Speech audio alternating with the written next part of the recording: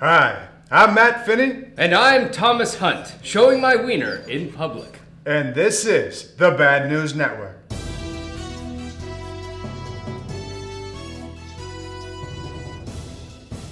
This week we were graced with the pleasure of the vice presidential debates between Vice President Mike Pence and Senator Kamala Harris. After the national embarrassment that was the presidential debates, the country hunkered down at home and alcohol sales skyrocketed across the country to watch these ones. The master debaters were situated at desks with plexiglass barriers that more closely resembled a bank teller's convention than political debates. The exchange was moderated by USA Today Bureau Chief Susan Page, who is also writing Nancy Pelosi's book.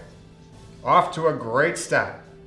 On the whole, the debate was mild-mannered and refrained from the raucous back and forth that dominated the presidential debates. Both Harris and Pence laid out their talking points, which were as standard as they have been this entire cycle. It was a pretty sleepy event, and while both candidates took occasional pot shots at each other and their respective parties, key questions remained unanswered and specific platforms remained unspecified.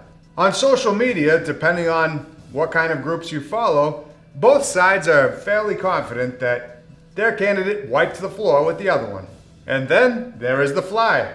The Fly was the last person to expect to be nominated for a presidential seat. He said he just wanted to stop by and catch a buzz. Republican supporters have noted the comic relief of the Fly throughout the debates, while Democrat supporters have said it's literally the devil landing on Pence. So no matter who you supported going into the vice presidential debates, congratulations on them winning in spectacular fashion, and the Fly 2020 and whatnot. Derek Chauvin, the officer who knelt on the neck of George Floyd, was released on a $1 million bond this week. It's mainly covered by the bond insurance agency, which would be on the hook for the cash if Chauvin decided to not follow his bond release terms. According to reports, he is not allowed to leave the state without permission, can make no contact with Floyd's family, can't get into any further legal trouble, and must make all of his appointed court appearances. Tekashi69 commented saying that he's just happy that the heat street is off of him and it's on to Derek. After 3,000 years, Tasmanian devils have finally been reintroduced into mainland Australia. I'm going to be perfectly honest with you, I actually thought Tasmanian devils were just something that the Looney Tunes made up, but now I'm just slightly more afraid of everything wildlife in Australia. The species apparently first left Australia when humans started encroaching on their territory and food sources became scarce. Since then, they have vacationed on the island of Tasmania, thus the name Tasmanian. The devil part was added based on their repeated and complete lack of creativity in choosing a Halloween costume. Just a quick bit of information I'd like to add. Tasmanian devils don't actually walk around on 2 feet and spin clockwise at gale force speeds.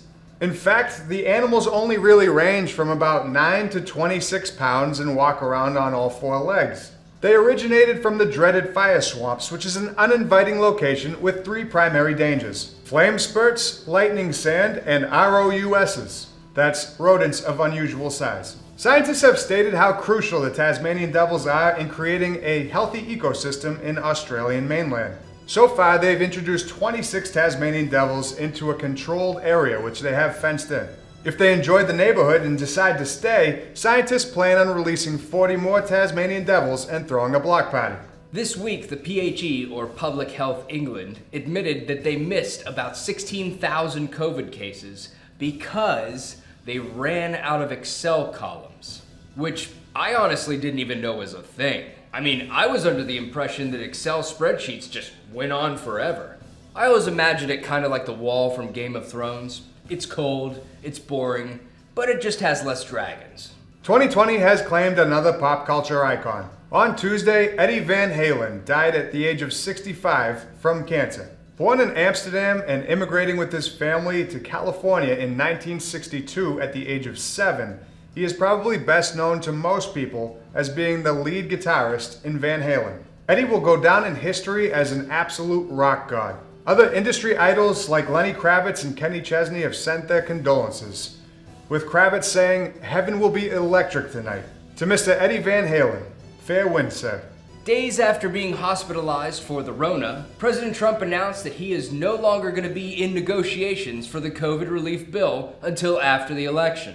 Stocks on Tuesday were climbing, but in the afternoon when he made that announcement, they dropped suddenly and drastically. They dropped drastically, but not as drastic as the 28-3 lead that was dropped by the Atlanta Falcons to the New England Patriots during Super Bowl 51.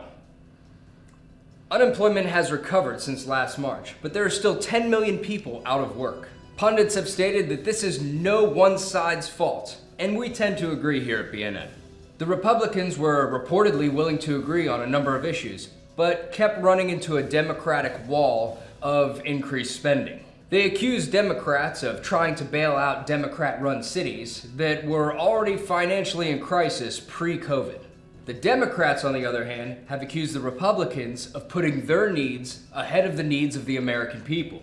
The talking point is that Joe Biden would be a savior, and he would miraculously open the financial floodgates and fill the pockets of Americans. The Republicans responded that that's fiscally irresponsible. Reading some of the exchanges, it isn't unrealistic to say that the Democrats might be over-asking just because the Republicans are also not going to play ball, and that's going to make President Trump look bad, especially if it goes all the way to Election Day. Either way you decide to look at it, neither side really seems to be fighting for we the people. Both sides are playing the violin of the suffering of the country to bolster their own agendas. It sucks, and they continue to be a massive disappointment. Hooray, government. There has been an update on the stimulus bill negotiations. As of late, stimulus bill talks are back on the table after President Trump told Congress to focus on passing a standalone bill giving Americans another $1,200 in stimulus checks. Pelosi agreed, saying as long as it's part of a larger bill. Discussions are now underway as to whether money for airlines and small businesses will also be included.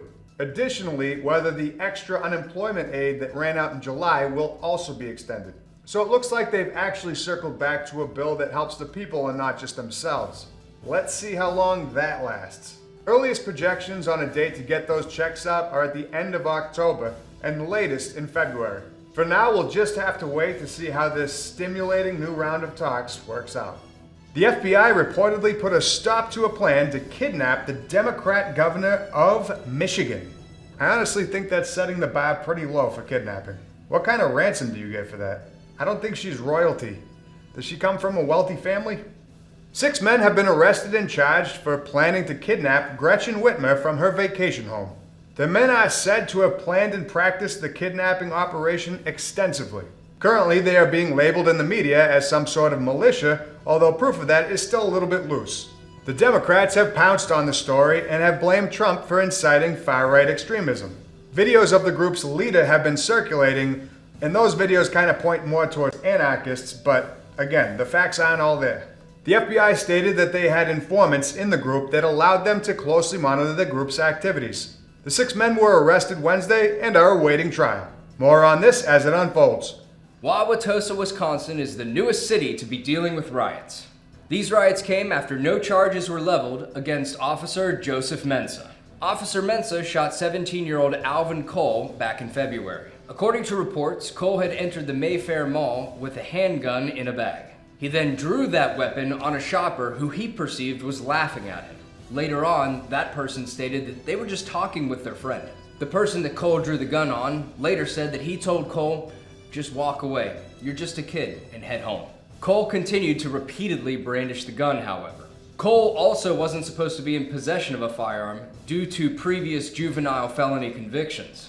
The gun itself was found to have been stolen back in October of 2019. While running from a security guard in the mall, Cole accidentally shot himself in the arm and fell to the ground. 2 officers confronted Cole. One of them was Joseph Mensah. They both ordered him to drop the weapon. The officers both reported that Cole pointed the weapon at them, and they fired, killing Cole. Milwaukee attorney John Chisholm said that the state could disprove that Cole acted without self-defense or defense of others, and therefore Officer Mensah was within his rights to use deadly force according to the law. Today, those that disagreed with the verdict took to the streets to voice their opinion.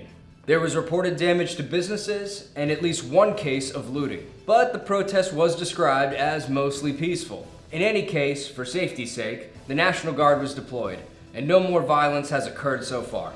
General reports are that everything has calmed down. And finally, in Florida news, 32-year-old Michael Cooper was arrested Monday for threatening a census taker named Johnny Swinney. Neighbors told deputies that Swinney's U.S. Census Bureau badge was in plain sight as he approached Cooper, who was sitting on his front porch. He even identified himself as a federal agent. Cooper refutes these claims and said simply that he saw a man that was coming right for him. According to reports, Cooper went promptly into his house and came out brandishing an assault-style weapon that possibly had lasers on it. He then told Swinney to leave. Not wishing to be shot dead in the streets like a dog, Swinney left.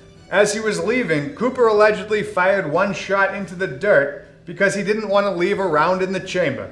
Someone should probably tell Cooper that's not how guns work, because if there's a magazine in there, there's probably still one in the chamber. Also, holy shit, dude. Cooper is now facing a charge of aggravated assault without intent to kill. Should also probably throw handling a weapon like a real idiot in there. If it's not a real charge, it should be. In hindsight, this Florida man was pretty mellow. Well, all the jokes can't be good. You've got to expect that once in a while.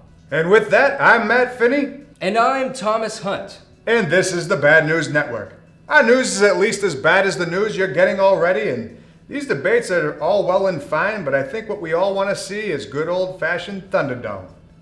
Don't forget to check out with code BNN at rangerup.com and check out Nick and I's OnlyFans page, Nick and Matt. Have a great weekend, guys.